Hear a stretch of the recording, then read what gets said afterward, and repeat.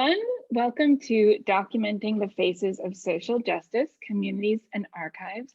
My name is Amy Woodson-Boulton. I'm Associate Professor of History here at LMU. And today we are so lucky to have these experts in archives and building community. This panel discussion is going to explore the role of archives in documenting the faces of social justice in communities.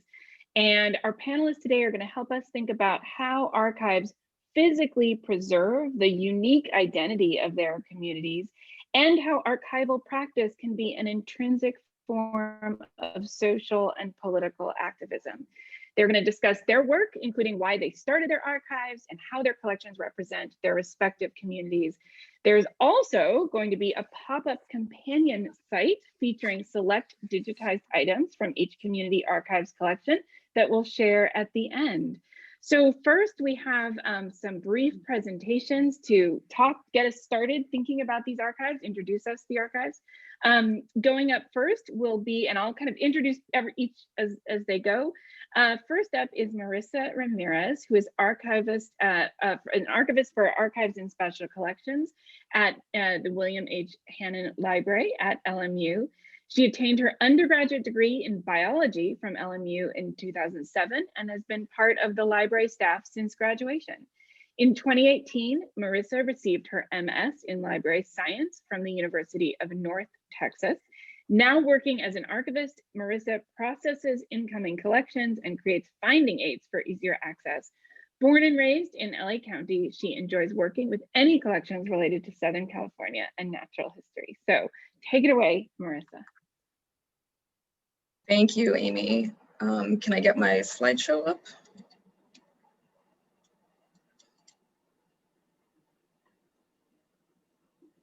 Is it on the main page? I can't see.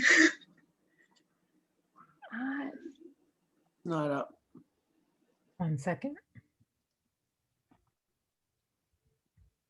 Don't worry, this doesn't count against your time.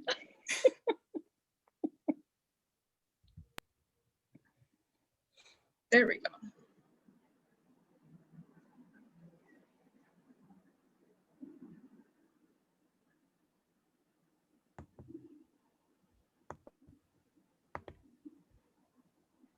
Okay.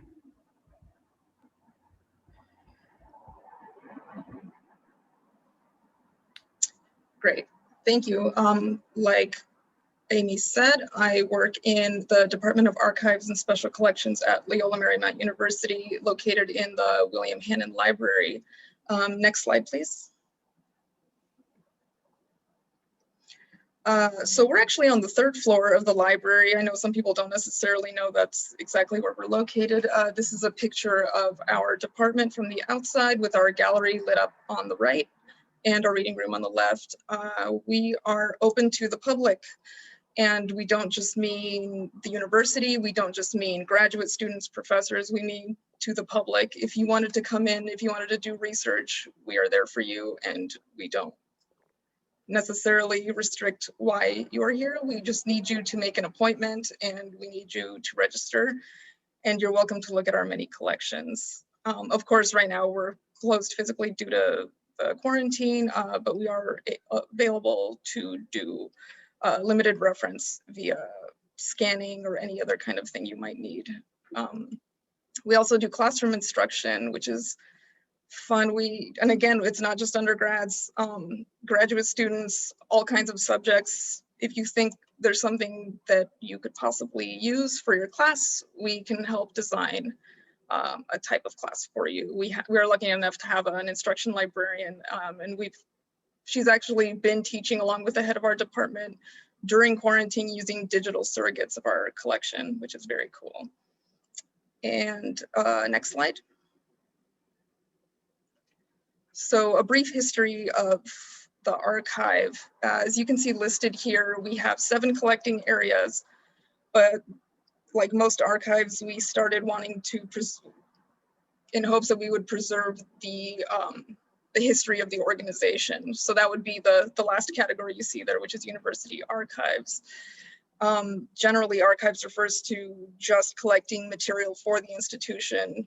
A lot of the big organizations have this: Disney, food companies like Frito-Lay, they have an archivist that's collecting for their institution. So that's what the university archives is. The special collections half, that actually is everything else that you see on the list. So archives and special collections.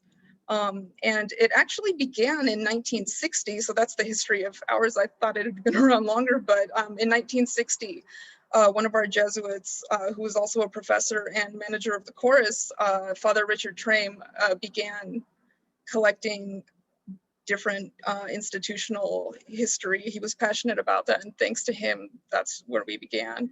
He received some archival training and eventually became the full-time archivist. And it wasn't until 1993 that Errol Stevens became the first head of what is known as the Unified Archives and Special Collections. We started having other material, and then it became this department you have now. And in 2011, we received we hired our first professionally degreed archivist. That's someone who has a master's specifically in library science. And we owe this in large part to our dean, Chris Brancolini, who supported the development of the department. Next slide.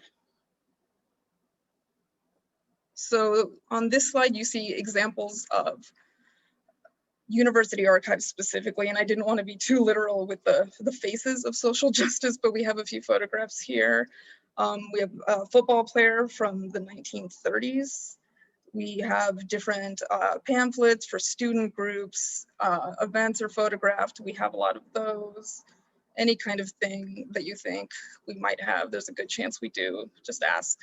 And we rely on donations too. So if you're in a student organization and you want to be represented in the archive, please contact us. We would love to have your material. It's very popular, and when it comes time for reunions, people love seeing these. So we appreciate having these. Next slide, please. And here are a few examples again of some social justice related items that we have in our special collections. So the first one is from our postcard collection. We have actually one of the largest postcard collections in the country with over 1 million. This one is kind of funny because it's an Easter postcard, but it's advocating for votes for women. Underneath that, we have an example from our rare books collection. So I think a lot of people think, oh, Shakespeare and Dante, and we have those and they're fantastic. This is actually a rare book from 1946 that was used recently in an African-American studies class, Jim Crow in Los Angeles. So we have a lot of different types of books. The next one in the center is from our manuscript collection, and it was actually donated by an economics professor, Dr. Robert Singleton, who was a freedom writer back in the 60s and has amazing things like these stamps that you see calling for segregation at Woolsworth, fighting segregation, calling for a boycott at Woolsworth. And the next one to the right of that is a flyer calling for support for farm workers. And this comes from our Catholic Human Relations Council collection, which is part of our Center for the Study of Los Angeles collecting area. So this collection specifically refers to things that are in Los Angeles, and it gets used a lot, different people coming to look at it. This is a really cool flyer. And finally at the top, going counterclockwise, this is a photo representing one of our items from our art and artifacts collection. We have a large collection of social justice posters from local artist John Swanson. A lot of things combining faith and justice.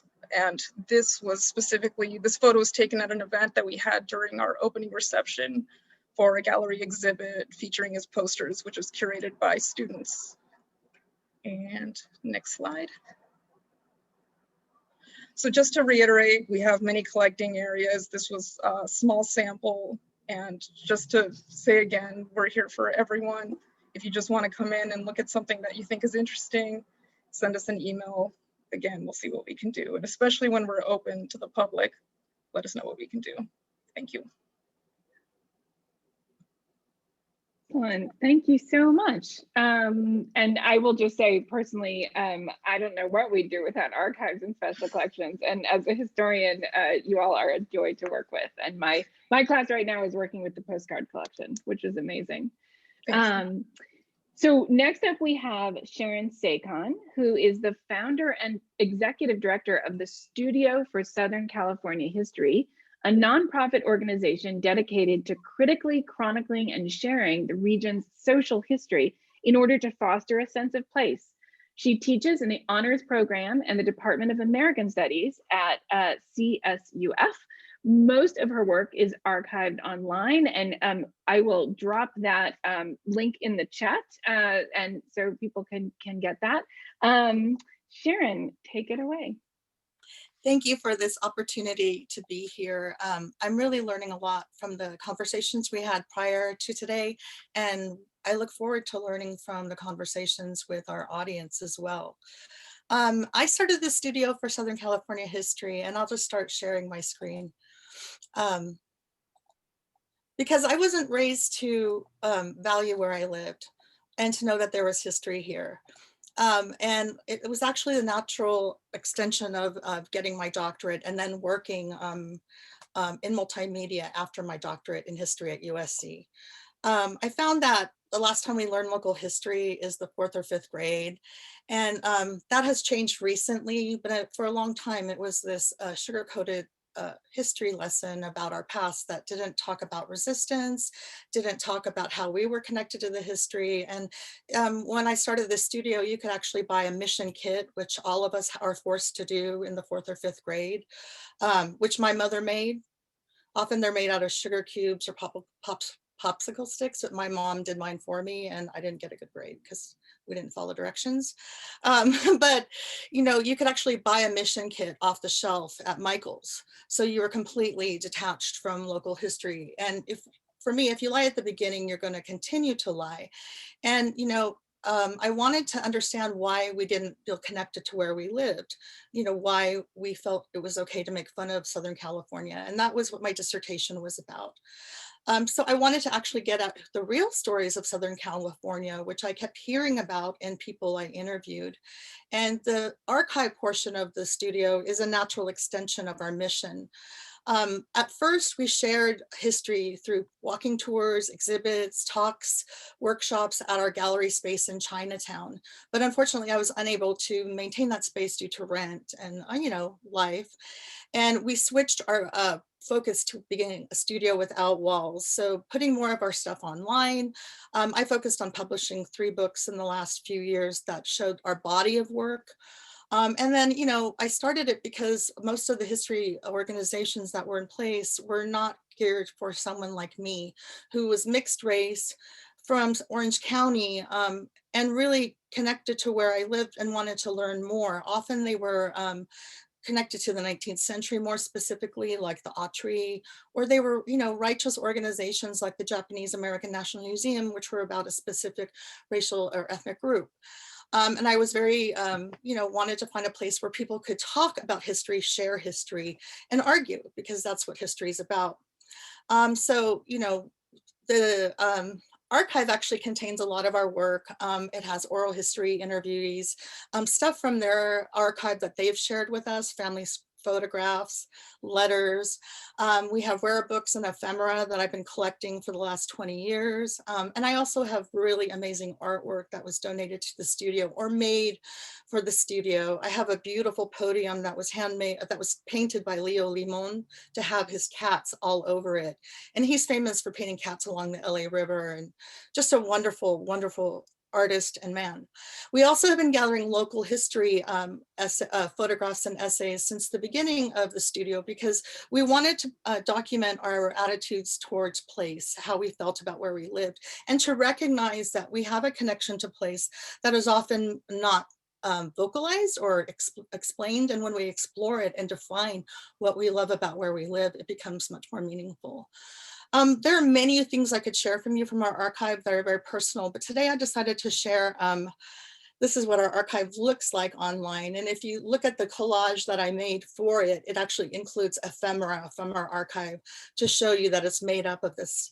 I need to update it to include more of my recent work. This was made in 2006. So I need to show more recent research that's really valuable as well. But I chose to talk about a document that was lent to me for digitization by Dr. Max Benavides. At the time, he was a lecturer in art history at UCLA, and now he is, has several books under his belt. And this is from his family album. And I chose this because it's taken place in Chavez Ravine in the 1920s, which is a very contested community, but also because of the cat, which is very important to my self-identity. If you look around me, there are cats everywhere. I love Limon in part because of cats, but also because of the women in the image. What takes this poem to another level, this image to another level, is Max Benavides explaining it. So you have my description of it and why I wanted to share it, but I think it's more important to have the human connection when we can to the archive. And often we don't have that. Often it's just something we've bought and we have to, piece together. But Max Dr. Benavides does a wonderful job of sharing why this is valuable to him. So I'm going to share this short video with you.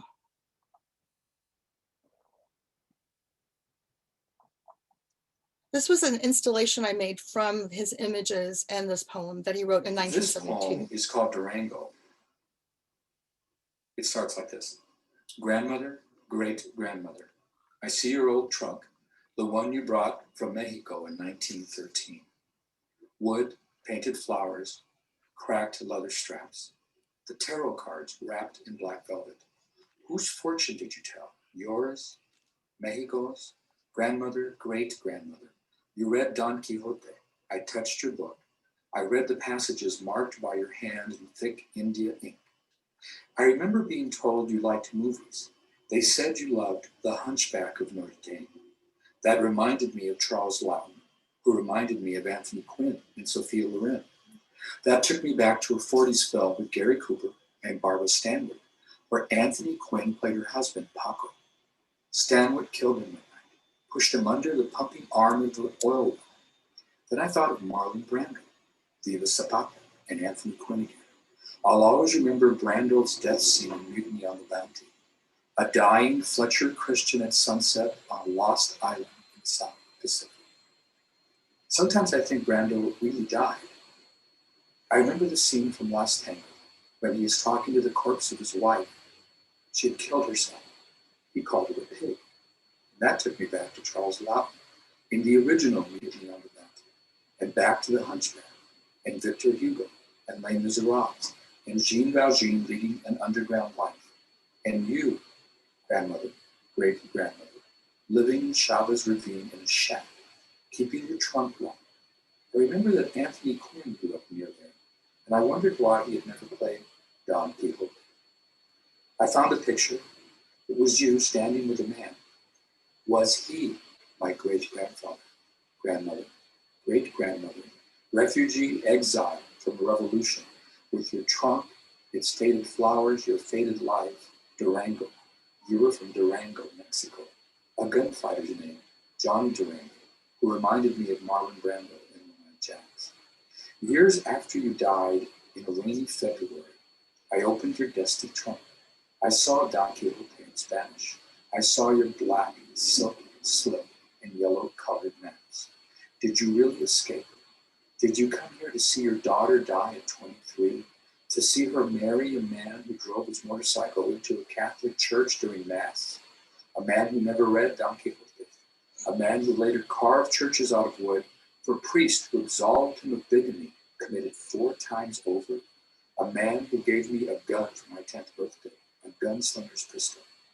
Durango, Colorado, 20 years later. I saw deer hunters. I saw dead deer on blood-stained cars. Blood-soaked, your dead husband.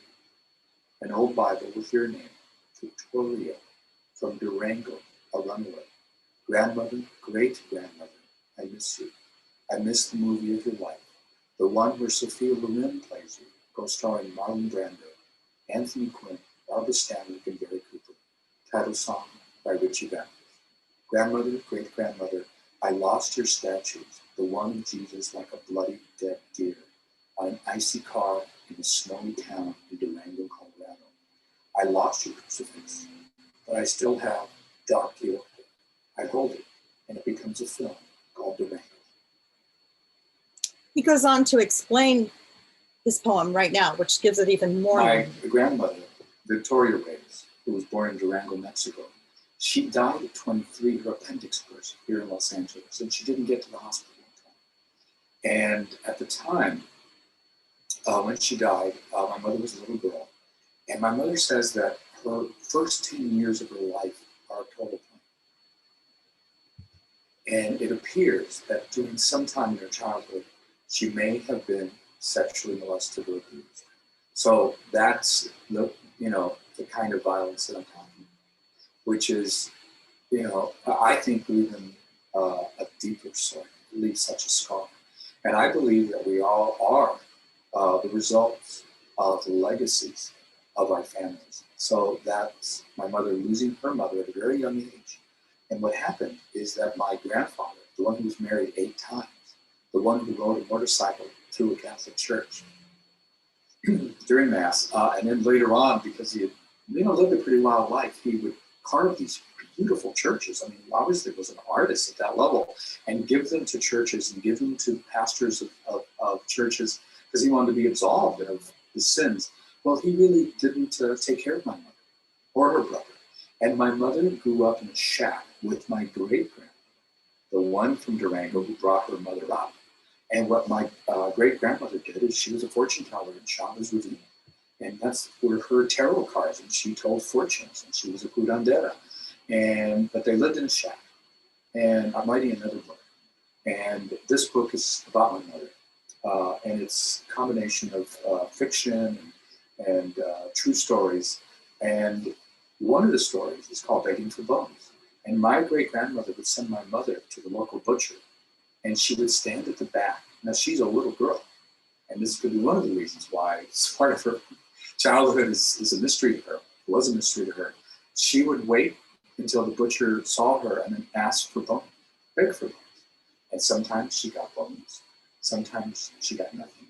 Sometimes she got a little meat, and then she would take it back, and she and her grandmother, my great-grandmother, would have a little dinner. Okay, so I'm going to pause it here. I wanted to show you that all of the objects I have usually, I try to connect them to the humans who donated them. So they aren't necessarily, just an object on a shelf that is a line and nothing else. Because for me, it's the human connection that matters. And I have to tell you, it's wonderful to see how a poem can take on a life of its own and to really speak to a language of cinema, as well as oldies, as well as, just knowing how we speak in a certain community, such as the Chicana movement. So thank you so much for this opportunity. Wonderful. Thank you so much, Sharon. And I'm sure we'll have lots of questions and people want to talk more about that incredible video and the connection to individual and local history. Last up, we have Carol Wells. Carol is an activist, art historian, curator, lecturer, and writer. She's been collecting posters and producing political poster art exhibitions since 1981. Trained as a medievalist at UCLA, she taught the history of art and architecture for 13 years at Cal State University, Fullerton. In 1988, Wells founded the Center for the Study of Political Graphics, an educational and research archive that collects, documents, preserves, and exhibits posters relating to diverse movements for social change. CSPG currently holds over, this is incredible, 90,000 posters, including the largest collection of post-World War II human rights and protest posters in the United States. And again, I will drop the link in the chat. So Carol, take it away. Tell us about this incredible collection. Well, thank you very much. Actually, I'm going to wait on the slides for a minute and give a little background. I never intended to start an archive.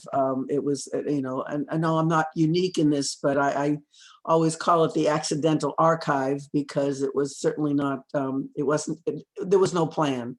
I was a medievalist. I was teaching, but my unpaid weekend and day job was as a political activist.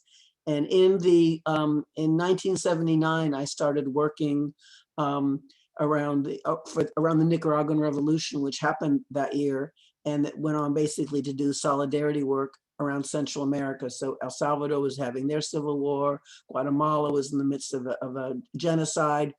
The US government was helping all of the corrupt governments down there to kill their people. And I felt, me and a lot of thousands of others across the United States and across the world, felt that it was our responsibility to try to stop our tax dollars from being used to murder and keep democracy from happening.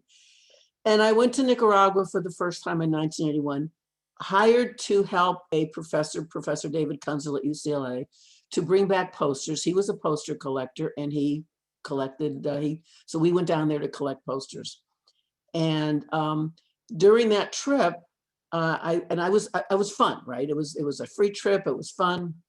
I was meeting, I met Ernesto Cardenal, who was an amazing poet, and a lot of, people that were superstars down there at the time. And then one time I literally had an epiphany, because I saw a young boy trying to figure out what a poster meant. And I knew he didn't figure it out, but the fact that it caught his attention when he was just walking, he was in a place that he'd never been. And I saw him mouth the words, and the words on the poster it was a women's movement poster, and it said, in building the new country, we are becoming the new woman. Very sophisticated concept. I'm sure he never figured it out, at least at that age. But I got this light bulb. That's how posters work. They grab your attention when you're going about your business. They break through the bubble that we have to get through the day, and they make you look at the world differently. They make you ask a question. Whenever we ask a question, we're different. So in that moment, I literally became obsessed with posters.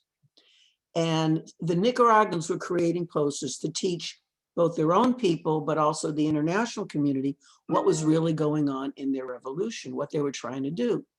So we had Ronald Reagan was the president at the time, and he was saying lies, as most presidents do. He was saying, you cannot support these godless communists. And that was one of his main refrains, godless communists. Well, the church in Nicaragua was divided. The archbishop was certainly against the revolution, but much of the church was very supportive, and you had priests and nuns actively involved in the government and in the revolution.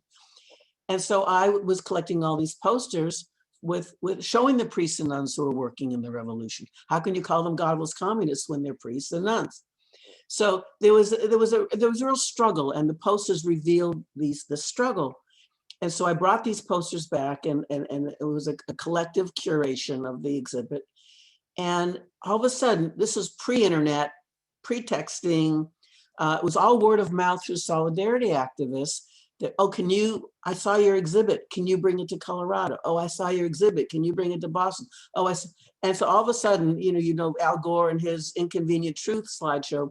Well, I was traveling all over the world in between, teaching with the slideshow. And every place I went, people would give me posters. So by the mid 80s, I had 5,000 posters under my bed, and figured, I need to do something with these. And so that was really the origin of the center.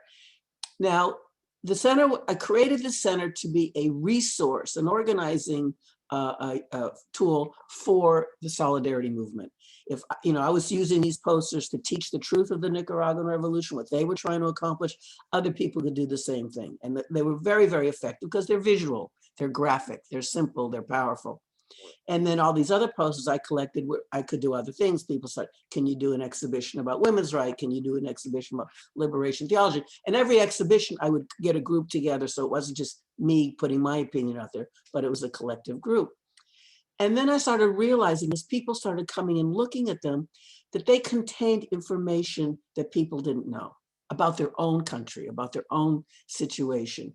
So that's when I started, the mission was always for social justice, but I kept expanding. And I want to show you now, this would be a good time, Amy, Eva, to show the poster. So this is a poster From 1970, I actually met the artist after I had used it. The artist saw it in a paper and said, I did that. A lot of these are not signed. And I had no idea that there was not just this one gay inn in Griffith Park in 1970. I mean, who knows that? That's certainly not taught. Maybe now with the LGBTQ movement being very active, but it certainly wasn't taught in the late 60s when they started. There was 3 gay inns in Griffith Park. And the first one was actually a year before Stonewall, and it was very celebratory. Of course, the police, they were very violent. And this one in 1970, which was the last one, was the most violent of all, where there was literally a line of policemen. But this is a good example of this kinds of stories that we have. The next one is a very interesting story, because you hear repeatedly, I was hearing this 20 years ago, and I heard this last week, that the Black and brown students are often fighting each other. The Latino and the African American students, they're fighting over turf, they're fighting over music. And yet the activists in the 60s and 70s, Black and brown and white and Asian, worked together. They worked together to create a better world. And this is the Black Panther newspaper. We have a lot of them. And it's showing their support for United Farm Workers grape and lettuce strike. And they had many issues devoted to the farm workers. They even had a coupon inside that you could make a donation directly to the farm workers.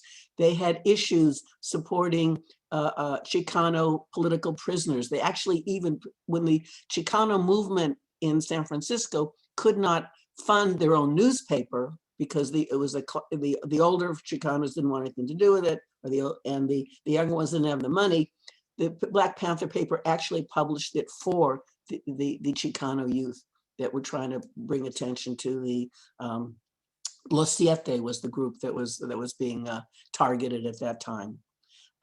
Next one, please. People think of white supremacy, and there's a Confederate flag, and there's cross burning, and the immediate thing they think of, at least I think of, is the South. Well, this is about a cross burning that took place in a racially diverse neighborhood of Los Angeles in 1983. Who knew? Or who still knows? It's not the kind of thing that the people want to think about, the people want to teach. And here's a poster that is calling attention to the fact that this is happening in our own community. And so the posters tell hidden histories that governments and people in power want to shove under the rug. They don't want to think that this kind of thing happens in their town, in their city. But it's really important that how the posters have this information. Next one, please. Okay, so this is a poster from, it's a commercial poster. It's a photograph from, it's a 1988 poster, but it's showing photographs from the 1987 National March on Washington for lesbian and gay rights. And it's 3 different parts of the event. You've got the AIDS quilt spread out on the top. On the bottom, there was like 500,000 people that collected at this event. And then in the middle, you have the front of the line holding the banner. But I want to call your attention to the very center of that banner. Next slide, please. A close-up reveals, so this is, I don't know if I can show that, but in the just above the A in the word March, is Cesar Chavez. Now we all know Cesar Chavez as an important labor organizer. He was co-founder of the United Farm Workers Union along with Dolores Huerta, and it was, this was his, this is his huge claim to importance in the labor organizing. But how many people know that he was a strong, vocal, visual, upfront supporter of LGBTQ rights? Now you can, there's lots of reasons why this piece of information was probably not promoted, possibly even suppressed, but it was, it's the poster documents it. It's not my opinion. There it is in the poster.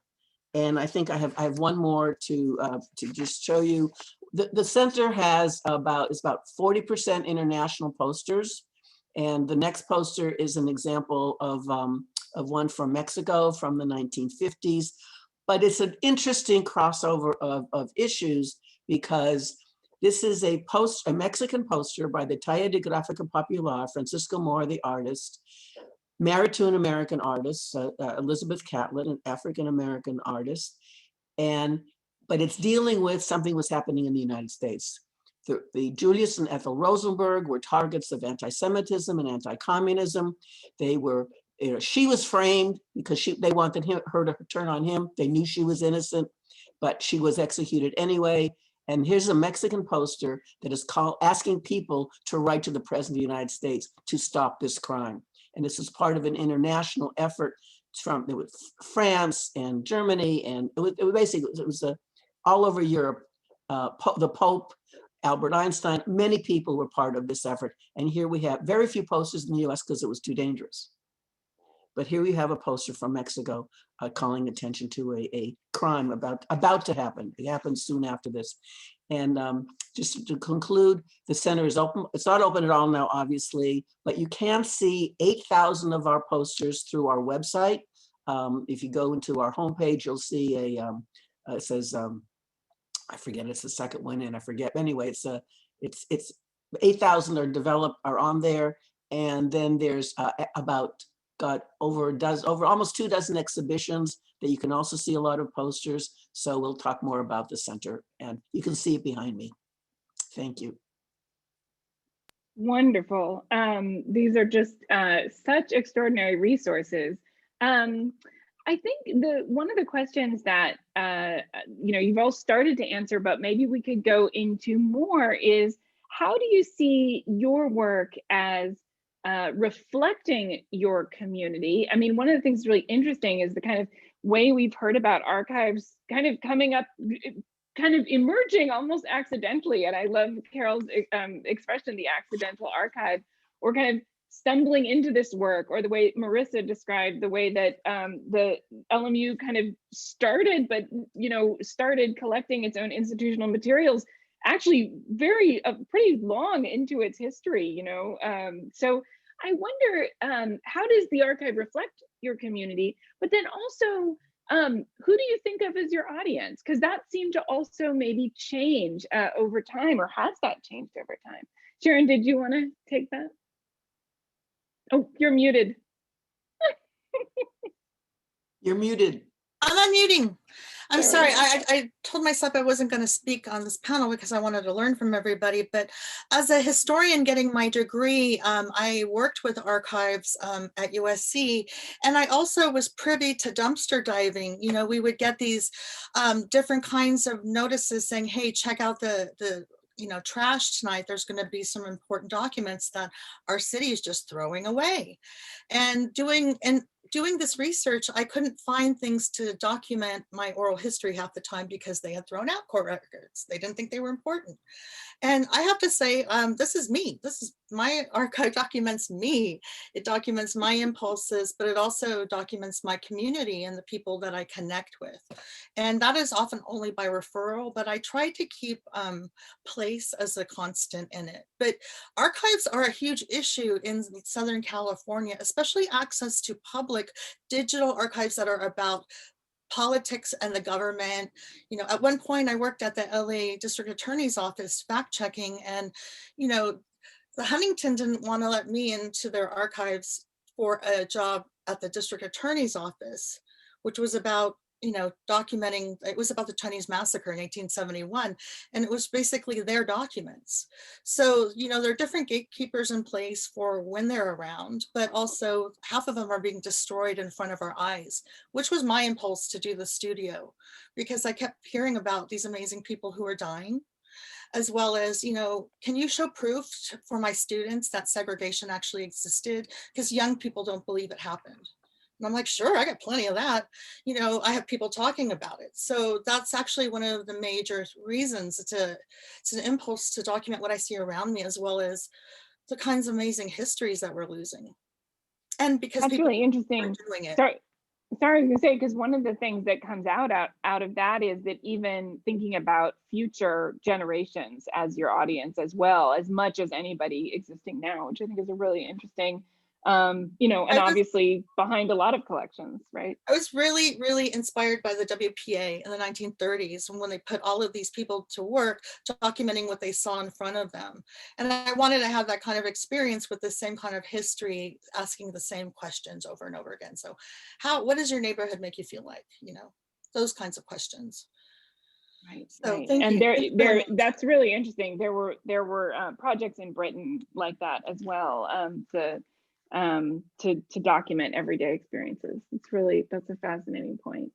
I don't know, Carol or Marissa, did you want to talk a little bit about who you see as your primary audience, or are there multiple audiences, or this relationship between your archive and your community?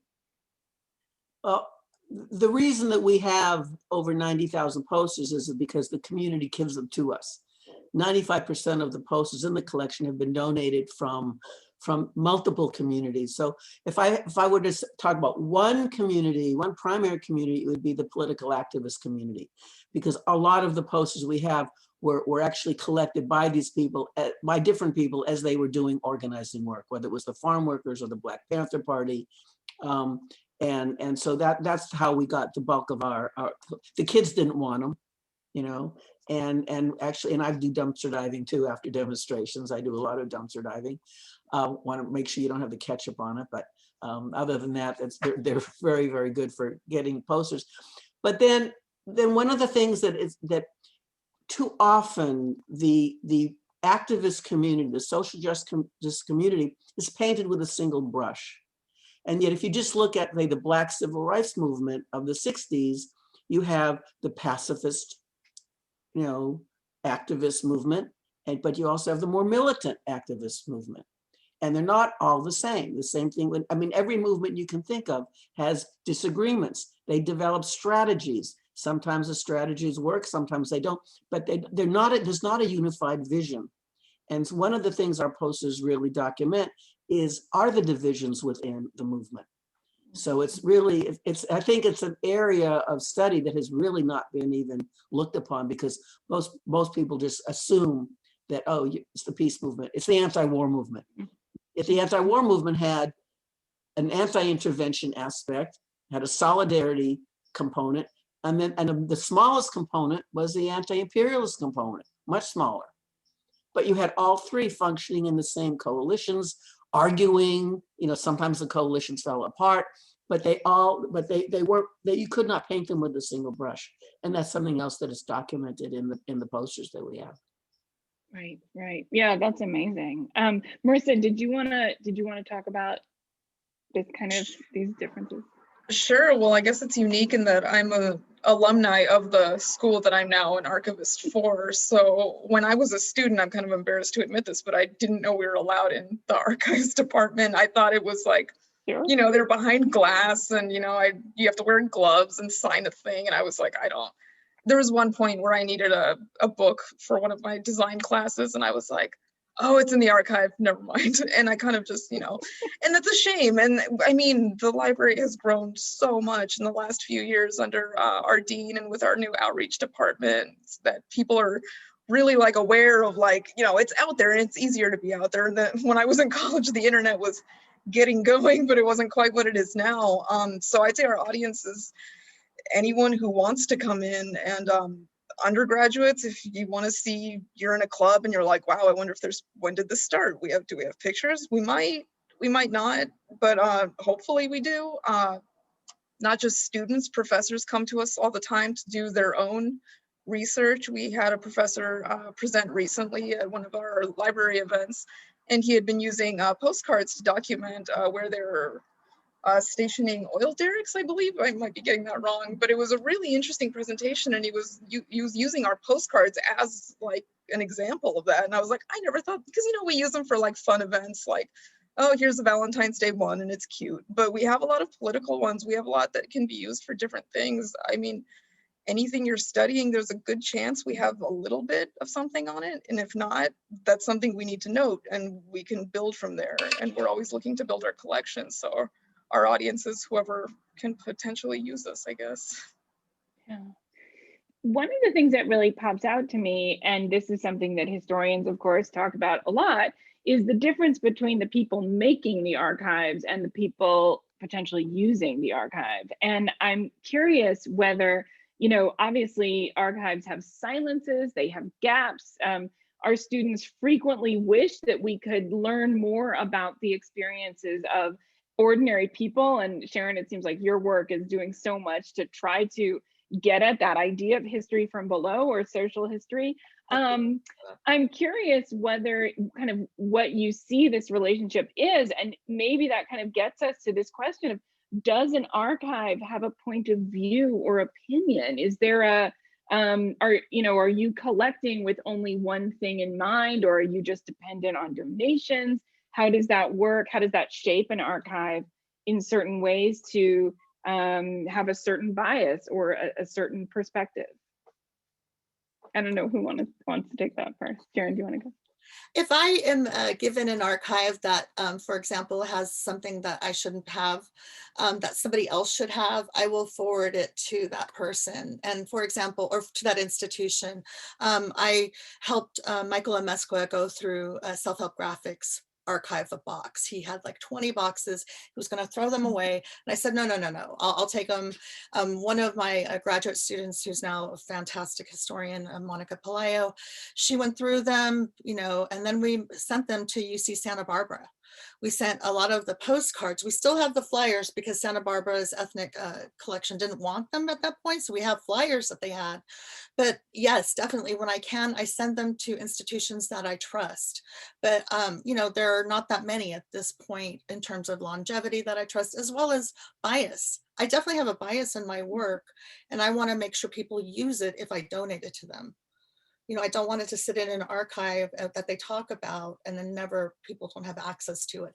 And the whole gatekeeping nature of archives is very, very real, that Marisa talks about. And I don't, at the Studio for Southern California History, we would put reproductions out, and when we'd have timelines on the wall, you could talk back to the timeline, because we wanted you to realize history can be wrong, that it's revisionist, and that you're a part of that history. So we had people who would write back, like there was, I won't talk too much, but when they would add that they could connect to the moment that's on the timeline. But yeah, it seems untouchable. And that's something I like to play with. Everything has a point of view. Everything is political. There's nothing that is, you know, neutrality really doesn't have a meaning in when it comes to this. But what we do, and 90, and I'm making up a number because I really know, probably 95% of our collection is left of center. There are no protest posters from the center, if you think about that. But we do have, you know, white supremacist graphics. We do have posters from the far right. We have, but that's the minority. And we have our collections policy is, because I mean, the title says, you know, political graphics. Our collections policy, it must be overtly political. Everything is political, but not everything is overtly political. Not everything is intentionally political. We only collect intentionally political graphics, posters that were made in a multiple. And so if somebody just writes, "I hate war" on a piece of paper and holds it, that's great, but that doesn't belong in the collection. If they take that and then Xerox 10 copies and hand it out to their friends and they all stand there with the "I hate war," then it becomes an organizing tool. It becomes, you know, a group action. And then that Xerox poster does become appropriate for the archive. So the overtly political and done in a multiple are the two criteria. We don't have a criteria based on aesthetics, on what the political issue is. So none of those are. The content becomes, when we curate exhibitions, that's when we take all those other things into consideration. But for the archive itself, and a lot of museums are collecting posters now, but they're cherry picking. They only want the good ones, or the ones by the famous artists who did posters. And we have posters by Picasso and Calder, and we have posters by somebody we have no idea who they are. So it's the range, and so it really becomes important for people to see the range of posters that are out there around the issue. We have a lot of posters that a tree never should have been cut down for. But the fact that it was cut down, somebody thought it was important. Somebody thought it was a good design enough to put the resources in to reproducing it. And so that poster deserves a spot, deserves a place. Just so other artists and other researchers and other academics will be able to say, oh, that's, there's a whole lot of posts on this issue. They're not all great, but there's a lot of them. Right, other right. issues- And it may have different meaning in the future, right? That That's true. we can't foresee. Yeah, definitely. Marisa, I don't know if you want to speak to kind of the difficulty of acquisitions, or kind of how does LMU deal with this question of donations and acquisitions? Right. Well, I mean, one of the things we learn in library school when I am, working on my training to be an archivist, it's like, you can't be biased and you have to be neutral and this and that. And then for practicality, it's not necessarily true. You do what you can. And I'm in a unique situation from Carol and Sharon in that I work for an institution. I'm not the creator. I'm not like, no, I don't want this.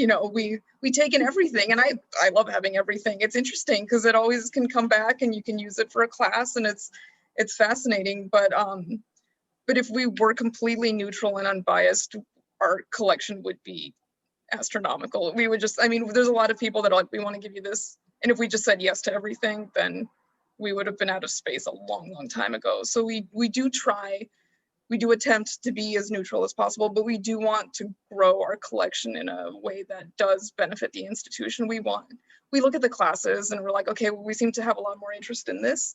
Let's try to collect in this area. Let's try to look around for books, for artifacts that can be used in this classroom, or that can be used, or we got a new department, let's make sure we have something that represents them as well. So again, it's hard to be completely neutral, but we do what we can. But yeah.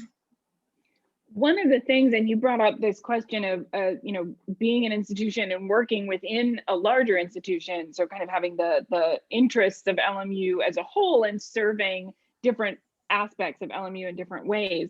One of the things that came up as we were all talking about this before this event is what happens when an archive, and here I guess I'm really thinking about Carol and Sharon, but where you have founded these archives and developed them very much kind of out of your own, well, if we think about like an accidental archive, but what happens when an archive like that has been founded around one person's energy and enthusiasm and genius then gets subsumed into a larger institution?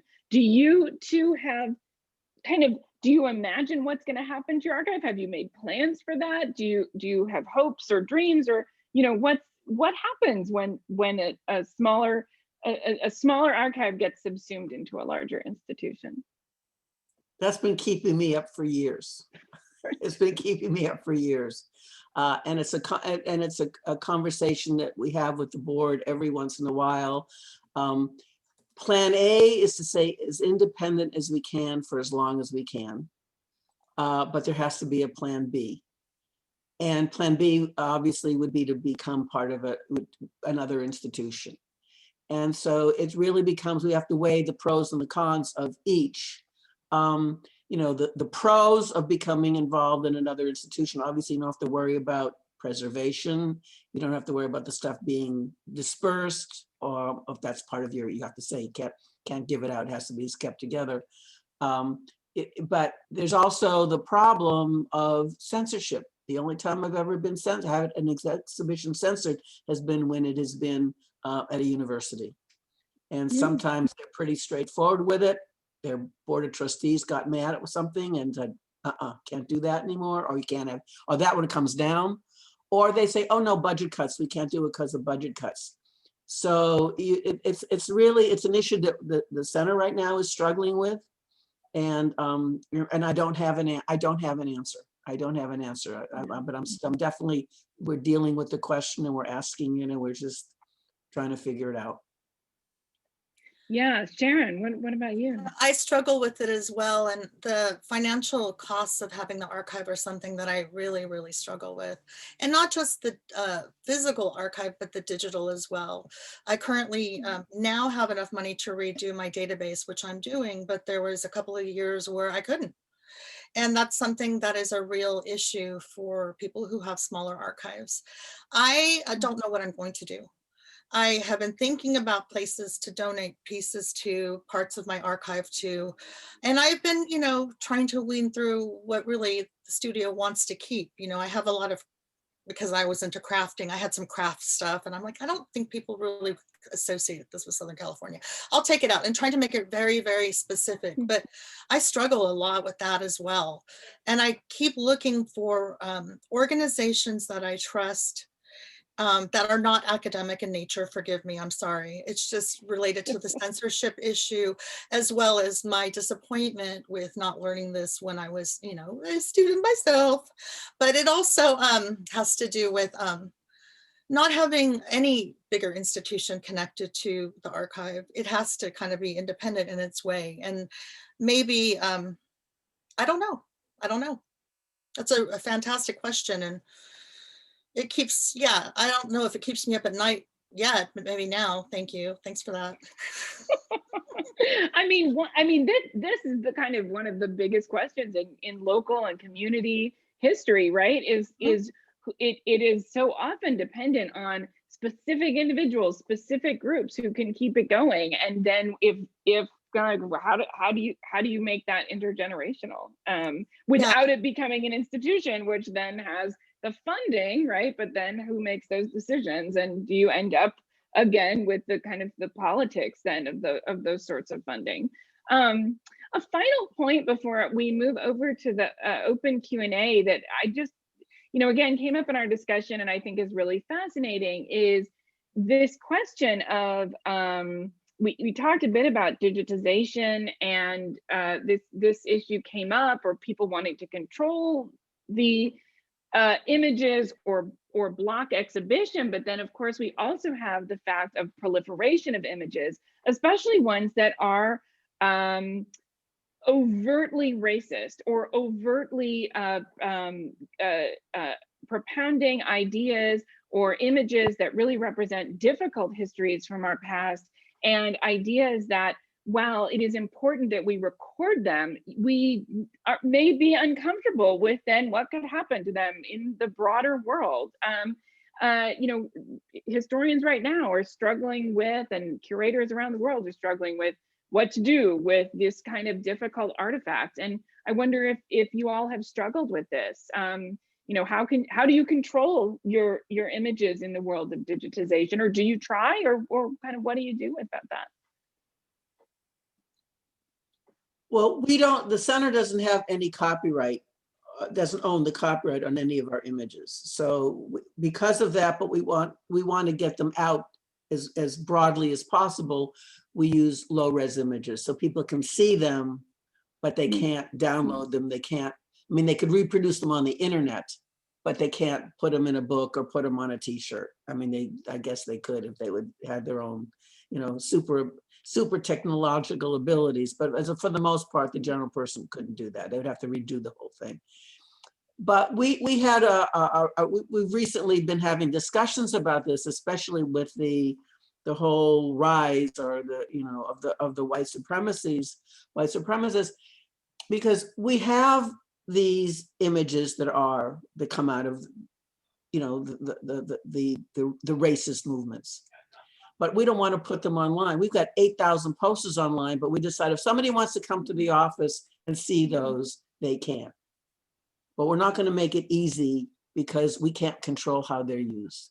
We can't control how any of the stuff is used. I mean, there's plenty of archives that go after left-wing posters so they can, you know, put them down, so they can criticize them.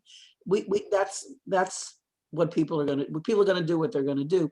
But as far as the stuff the really stuff that's fostering hate and fostering racism and fostering sexism and homophobia, we said, we have them, we collect them. If somebody wants to come and do research, you know, that's why they're here. But we're not going to, at this point in time, we've made the decision that we're not putting them online to make it easy. And I don't know if that's, right. Yeah, that's fascinating. Sharon, did you have?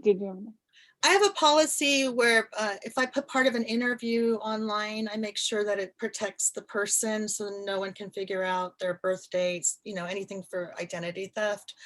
And I always let the interviewee take down, if they say, oh, can you take that down later? They change their mind about that. And that's only happened once, and I'm happy to do it. It was an artist who trashed Sister Karen Bocalero in a really nasty way, and I put it online.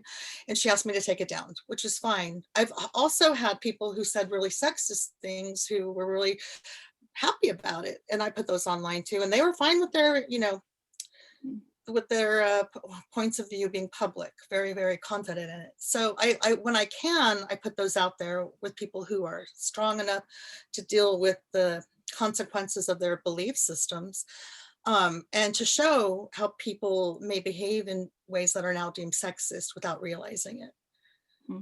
That's fascinating.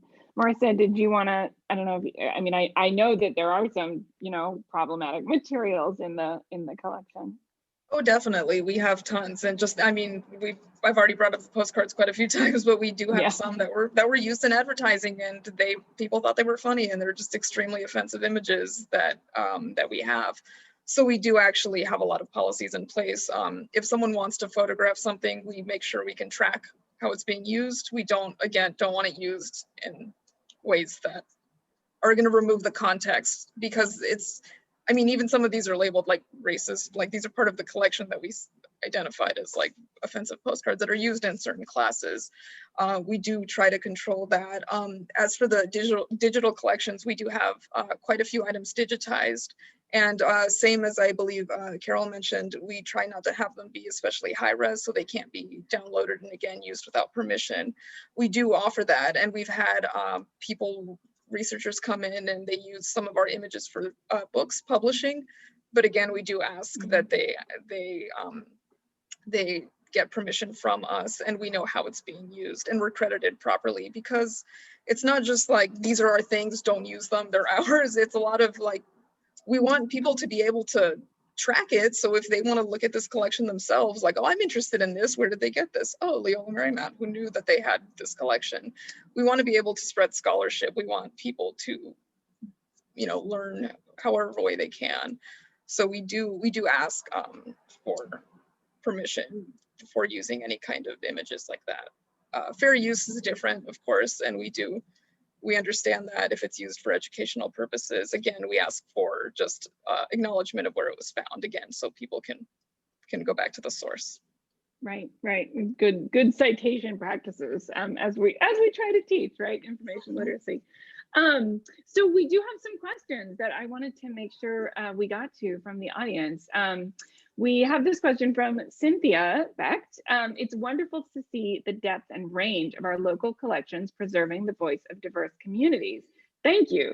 For all the panelists, what are your thoughts about collaboration across repositories, loaning works to each other for exhibit and or use? Have you engaged in such partnerships? Really great question.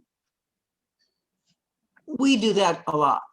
We partner with a lot of organizations. We actually have an ongoing partnership that's almost 10 years old now with Esperanza Community Housing and Mercado La Paloma in South LA, that we have an exhibition every year in their food court.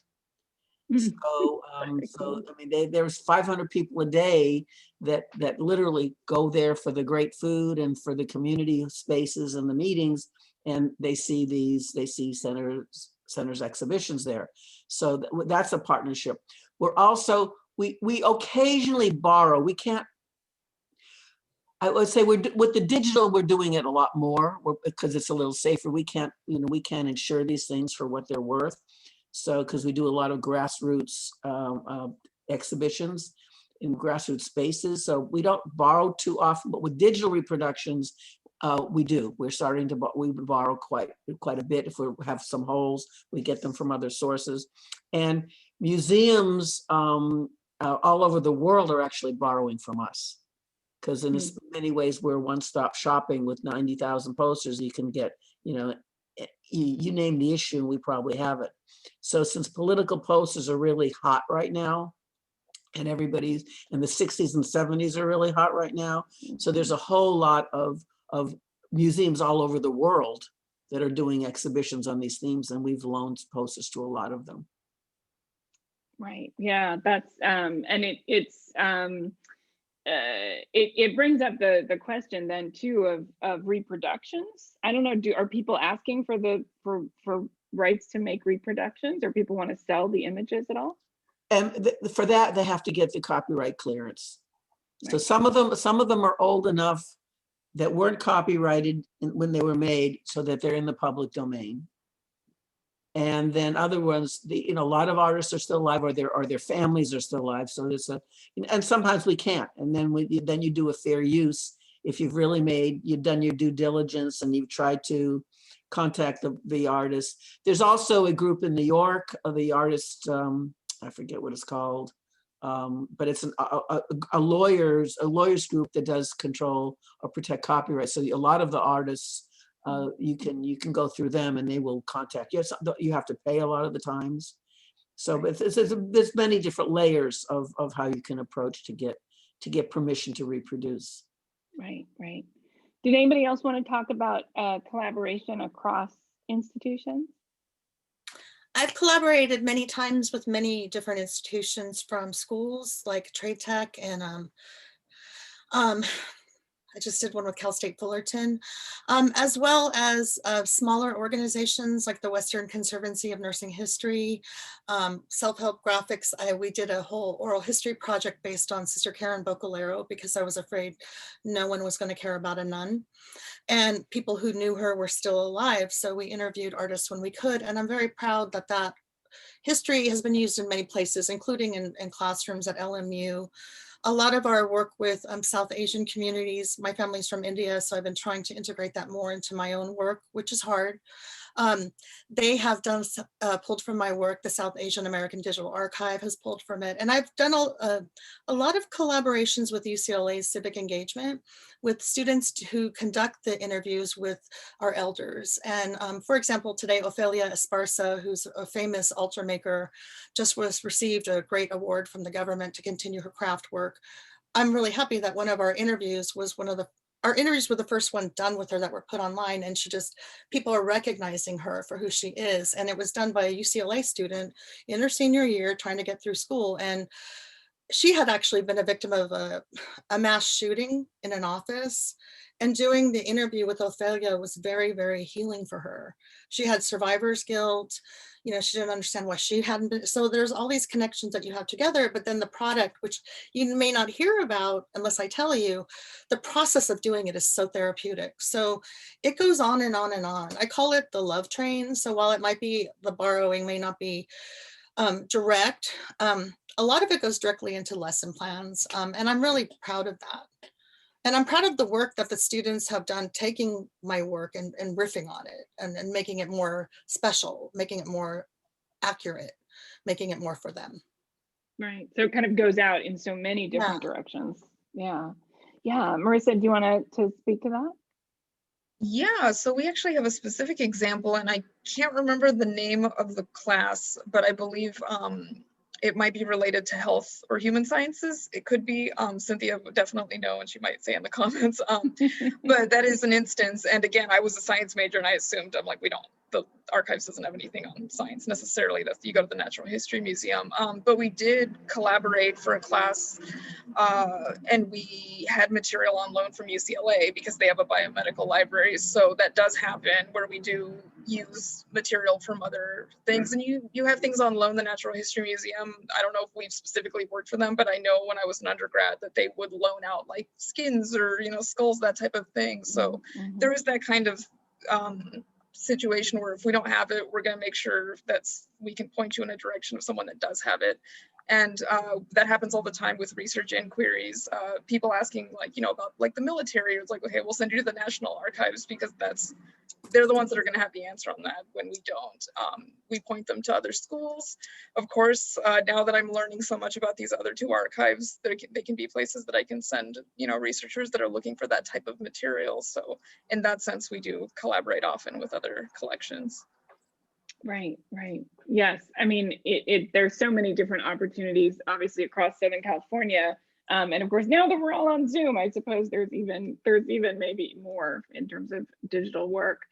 There's a question here about, this is from Jessica Delgado.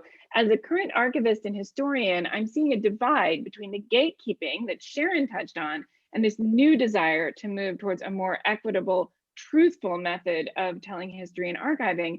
What is your hope for the future of archives and history? You've done the work, and now what is it you need us to do? Which I think is such a great active question for this panel. I'll leave that one for Carol, because I need money. Well, first Right. of all, there's always work to do. There's always work to do. And the project that the Center for the Study of Political Graphics is we're focusing on now is digitizing the rest. You know, we only have 10% of the collection digitized. So it has taken us 20 years to do that. So especially with COVID, it really shows, you know, when people can't get there, and there's a lot of the online learning that's needed. This would be an extraordinary resource for basically middle school on up. And so that's what we're really focusing on. That's the grants we're writing right now, and we're just gonna do it. And so it's to get them out there, get low res, but they offer a history that you can't get anyplace else. And it's like a graphic novel. All these posters really, because of the powerful images, they are able to take a complicated concept and just make it, give everybody an aha moment. And different posters obviously will be a different aha moment for different people, but they're you know, the creativity of artists just never ceases to amaze me. And so that's really what we want to do. And then as far as what you can do, use it. It's going to be out there. We've got 9,000 to 8,000 out there already, and you can use it and let people know and add to it. You know, collect posters, find your local archive and what you could, how you can collect and add to it. I mean, that's a great thing. Besides using it, you can also add to it, and you can be part of it. Mhm. Yeah, that's great advice. Evelyn Barham has a question that Carol had mentioned that not many people know that Cesar Chavez was an activist for LGBTQ rights. Can you please further explain why this is? And she says a big thank you for the great presentation. Well, you know, what my personal feeling is that there was a lot of homophobia in the farm worker movement. I mean, I'll just be blunt with it. You know, there's within the Mexican American community, as in most communities, you know, especially we're talking in the 60s, homophobia was more rampant than it is now. And so I think that was something that was just a lot of the membership and some of the leadership was just not comfortable with that. I mean, Dolores Huerta who's the co-founder of the UFW with, she's no longer in the United Farm Workers Union, but, you know, she also was, you know, is very supportive of pro-choice. And that's also something, you know, the Mexican American community, predominantly Catholic, that's ought to be a controversial issue in that community also. So I think that's I think that I think is one of the main reasons why, and I don't think anybody's written about it. I'm just telling you that's just the sense that I had. Yeah. Sorry, Sharon. Yeah. I think that's right, Carol, totally. But I also think it's because of the kind of bifurcation that we have among the disciplines. So, you know, Tom Bradley was a great gay advocate as well in the 70s, and a lot of Black people don't know that as well. As a councilman, he was involved in so many different facets of politics. And I have a picture, a Polaroid of him from when they founded the Sikh temple on Vermont, the Gurdwara, which is the first, they celebrated the 500th birthday of Guru Nanak, and Tom Bradley is there with a cloth head cover on his head doing the service with him, and it's a tiny hole in the wall at the time. And to me, that spoke so much for me as a person of South Asian ancestry to see that. And I think the visibility of a lot of that is on purpose. I think it complicates the narrative, and I don't think a lot of people want to do that. That's really fascinating. And that goes back to these sorts of questions of how are we using these images and what kinds of narrative do they fit into? We have a question actually that we have a couple questions that in some ways fit into that I want to ask. So one is from Wyatt Braden and the other is from Megan and Nguyen. They are asking about either objects that are kind of that you wouldn't want in the archive because they're too dangerous, or they really go against what you are trying to do, that would really conflict with your own moral standards. And then the other question is about fighting disinformation and digitization. And I think in some ways these questions go together. So I'm kind of combining them. I hope, Wyatt and Megan, that's okay that I'm kind of bringing them together there. But I didn't know if y'all wanted to speak to that. Have you said no to something? And then kind of, do you see your work as also combating disinformation? Well, the first lesson I really got in why we needed to accept things that I personally was opposed to, because the archive is, it's not my personal, I mean, it is and it isn't, is when we were doing, in the early 90s, we were doing an exhibition on racism and anti-Semitism. And as I mentioned earlier, we always have a community curatorial committee, and one of the members was Rabbi Leonard Bierman, who was a very, very activist, progressive rabbi. He died a few years back. And he saw all these posters that were opposing anti-Semitism, opposing racism. He says, where's the stuff that the right wing is using to promote it? Where's the racist stuff?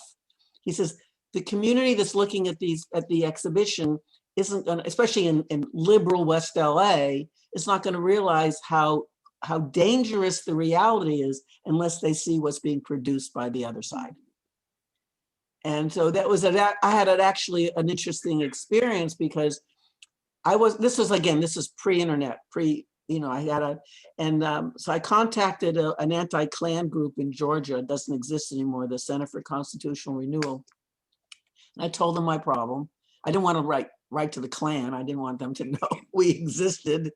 And he said, well, they don't really produce posters because that's too public. And somebody, is going to squeal. But what they did produce was Xeroxes. Nothing is more anonymous than a Xerox. Everybody has access to a Xerox machine. It's cheap and it's anonymous. And he says, we have a pile of white supremacist graphics. And so, then I'm thinking, okay, I'm calling Georgia, liberal West LA, which obviously if you see, those right-wing demonstrations in Beverly Hills not long ago, it's not so liberal, as the fantasy is. But I was feeling, here I am in liberal West LA, and I'm calling the Deep South, Georgia, to get these racist graphics. And he says, yeah, I'll send you a Xerox of the Xeroxes, so you can, I'll send them to you. He says, but you need to know that the center in the United States for white supremacist graphics is Southern California. And then he mailed them to me. And some of them were just intimidating hate stuff, but some of them were recruiting posters, especially for college campuses. And the phone numbers on them were 213-818-805. I mean, it was all the Southern California area codes. And that was very... Interject, your work is so important for showing that, because when I started Cal State Fullerton in 1988, Tom Metzger was using the facilities to create white supremacist videos, and the administration didn't care.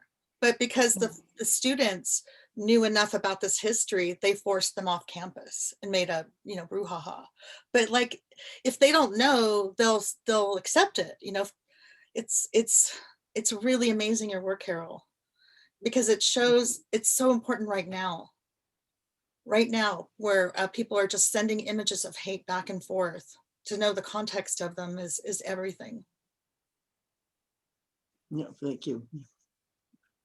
This kind of gets into, I think, this is a question from John Jackson, who I think is really interesting and gets to a lot of what we've been talking about. and the importance of archives in communities and records of what people are experiencing. He asked for people and communities who want to begin preserving their stories, particularly on their own terms and in a way that protects their agency. What recommendations would you offer? Do it. Whatever you're comfortable with. I'll tell you one archive that I follow, and it's because she was so pissed off one day she made it.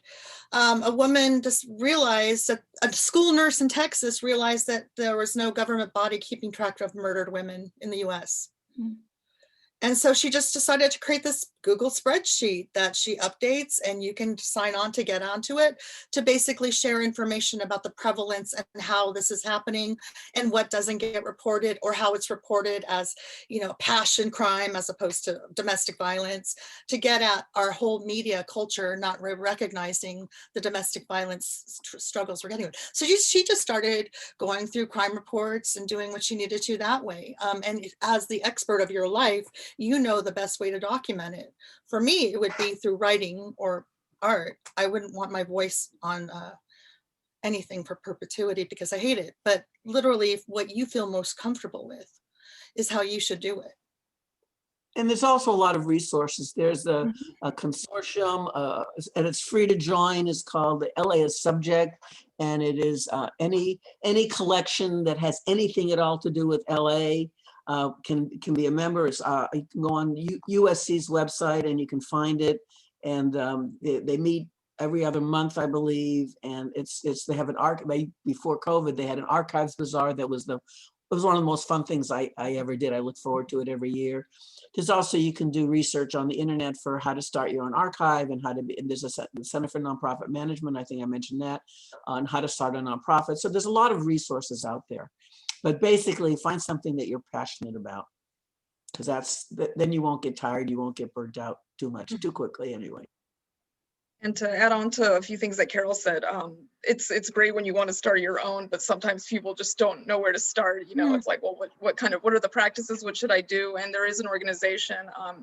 I'm not sure who originally started it. I know there's a group called Blacktivists, which are Black activists, but are also, you know, working in archives. There's also Doc Now, which is another organization, and they link to, and I was looking it up while you were talking, it's called Archivists Supporting Activists, and it's specifically a large spreadsheet of archivists who are willing to work for activists to help them preserve their collections, because, you know, I mean, our time is valuable and we would love to just, you know, help whoever we can. These are people that are specifically offered their services. So if someone is looking to start their own archive, that's definitely somewhere to look. Archivists Helping Activists, I believe, is the name. And Doc Now is another organization that to help document what's going on. And definitely with the George Floyd protest that happened last year, it was definitely a big deal, and it got a lot of attention because people want to document this. We don't want to forget all the horrible things that have happened in this country, so that there are a lot of people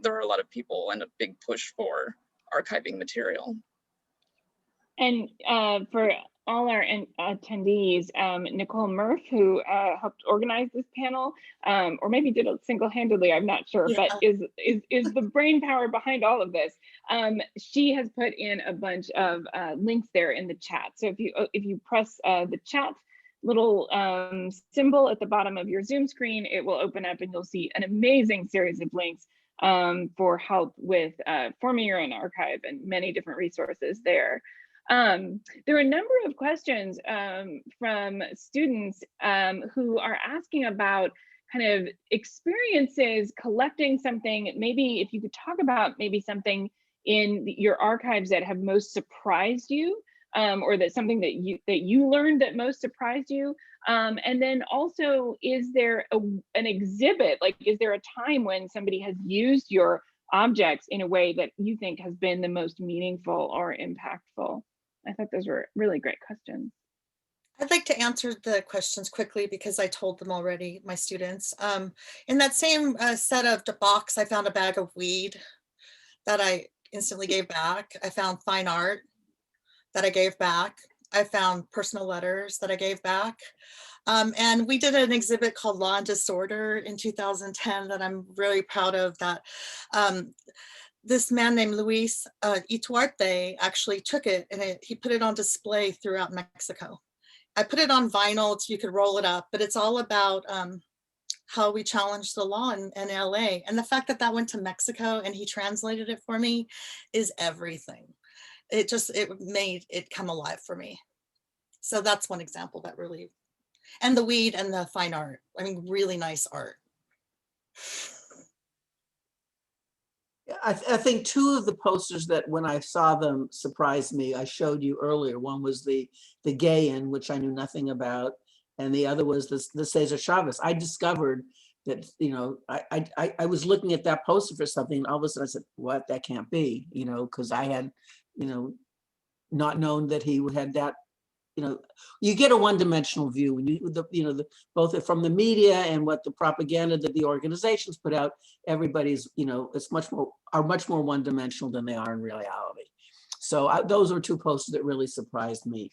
But actually, I'm going to give you the opposite example, because most of our posters, when other people use them, I'm always surprised how they put things together differently than I would have. And how context is everything. So when you juxtapose different things, it tells a different story than if you juxtapose other things. So that's always very enlightening for me, and very, oh, you know, that's really interesting. I never would have thought of that kind of thing. But I always thought that our posters could not be depoliticized.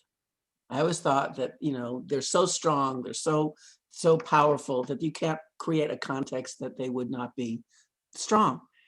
And then one time, and I'm not going to mention any names or institutions, but a local university, college, one of the instructors borrowed a whole bunch of our strongest posters. I mean, he had Palestinian rights posters. He had, you know, LGBT posters. This was a long time ago.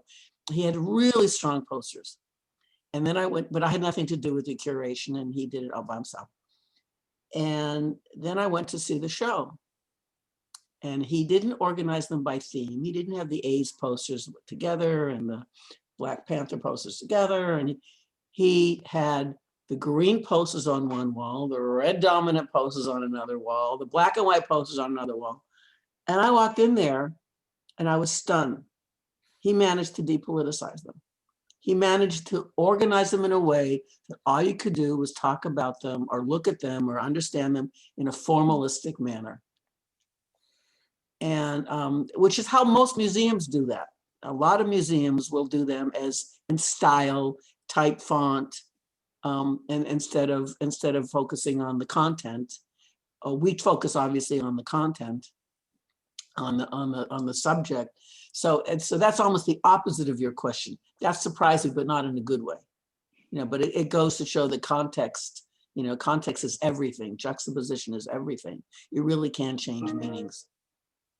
It's really fascinating, and one of the things that we talk about a lot in my classes on museums is exactly the kind of disciplinary approaches of different museum approaches, right? And if you turn something into art history, if you turn it into design history, or are you approaching it as social history? It's such a great example of organizing the same objects, if you organized in a different way, could be tell a totally different story.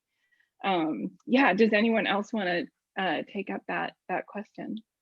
Or did Marisa? I just wanted to touch on something that a lot of people in the library know about, but maybe not the rest of the university. We had an exhibit last semester, or the last semester that we were open physically, that specifically was a class that looked at difficult history. The class was telling history in public, I believe, and they specifically went into the archive wanting to find like the juicy stuff, you know, about the university history and of complicating the history and not just putting the, you know, the fun, great stuff. Like we had some things that came out, and originally these memos were between professors and the president and other things like that. And they kind of, they created a very, very good exhibit, and it's still online digitally through our department's website.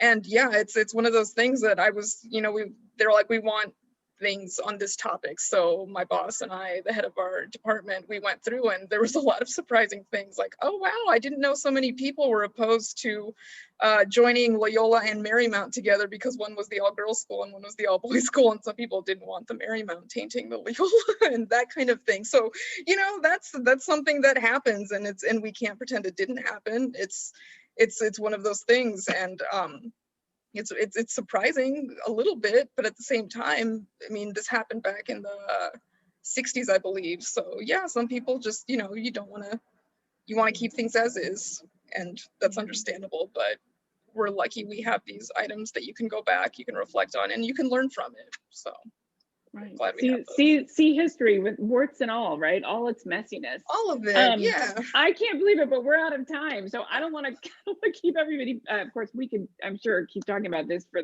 you know, all day and all night. I want to make sure, oh yes, and Nicole has put up the that wonderful exhibit by my colleague, Elizabeth Drummond in the history department. Stephanie has also put up the virtual pop-up exhibition that goes with this event, where you can see examples from all of these amazing archives. I want to thank everyone for coming. I want to thank our panelists. This kind of seeing these incredible gems that are right at our doorstep. I hope everyone uses them, contacts these folks, takes advantage of LMU and these incredible local resources. So thank you so much for coming. Thank you so much to our panelists, and have a great evening. Oh, and yes, I should just say that Stephanie is going to send out links to the recording, I believe. So if you were here, you will get access to the recording. Great. Yes, there will be a link to post attendee email in about a week or less with the recording of this event.